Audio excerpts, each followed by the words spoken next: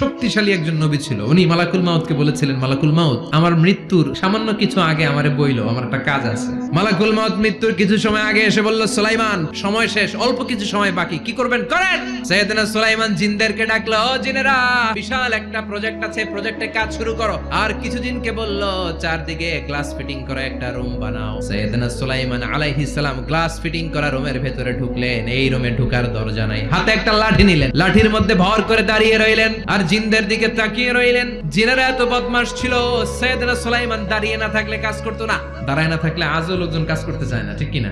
সুলাইমান আলাইহিস সালাম লাঠির মধ্যে ভর দিয়ে দাঁড়িয়ে রইলেন আর বললেন, কাজ করো। জিনেরাও কাজ শুরু করলো। ওদিকে মালাকুল মাউত এসে বলে, ও সুলাইমান, সময় তো শেষ। সুলাইমান বলে, সমস্যা নাই, রূহ কবজ করো। মালাকুল মাউত ওইভাবে লাঠিতে ভর দেওয়া অবস্থায়, দাঁড়ানো অবস্থায় সাইয়েদনা সুলাইমান আলাইহিস সালামের রূহ কবজ করে নিলেন। উনি এমন ভাবে দাঁড়িয়েছেন, রূহ চলে গেল, লাশ হয়ে দাঁড়িয়ে রইলেন। লাঠির মধ্যে দাঁড়িয়ে আছেন, জমিনের মধ্যে লুটিয়ে পড়ে নাই। সুবহানাল্লাহ।